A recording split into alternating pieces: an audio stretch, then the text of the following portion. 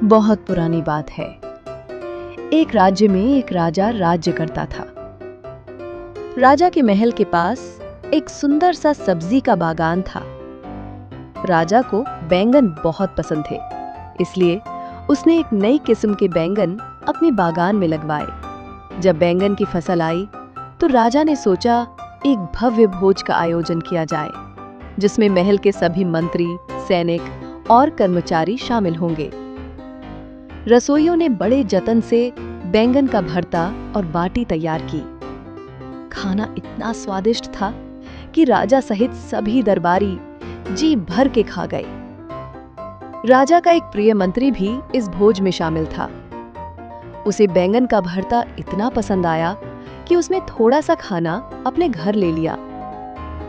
मंत्री ने घर पहुंचकर अपनी पत्नी को भी वो खाना चखाया। पत्नी को भी भरता और बाटी बहुत पसंद आए, इसलिए आगक्स पत्नी बोली, मुझे भी ऐसे ही बैंगन चाहिए।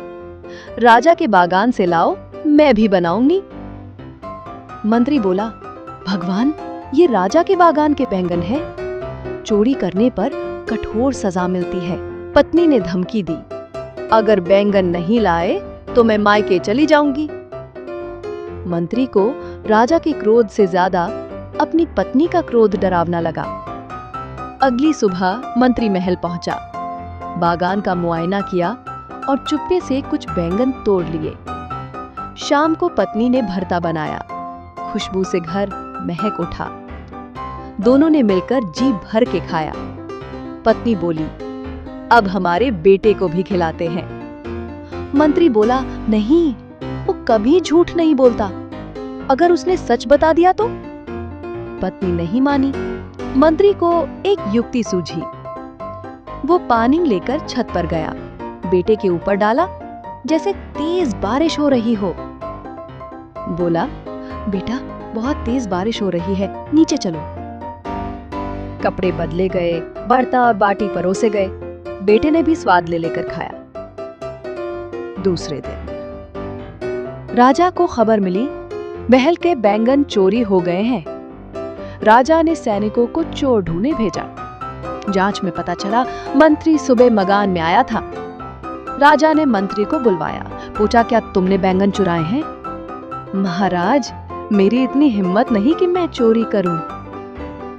राजा ने मंत्री के बेटे को बुलाया, बेटा, कल रात खाने में क्या बना था? महाराज, बैंगन का भरता और बाटी। सभी चौंक गए। राजा बोला, अब तुम पकड़े गए हो मंत्री जी।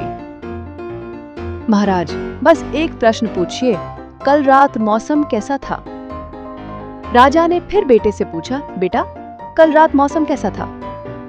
महाराज, बहुत तेज बारिश हो रही थी, पर कल रात तो एक बूंद भी नहीं गिरी थी। महाराज, यही तो मैं बताना चाह रहा था।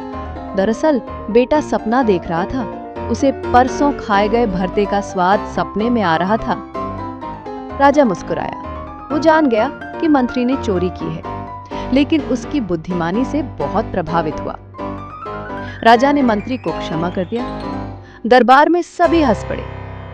शिक्षा, बुद्धि से बड़ी मुसीबत को टाला जा सकता है।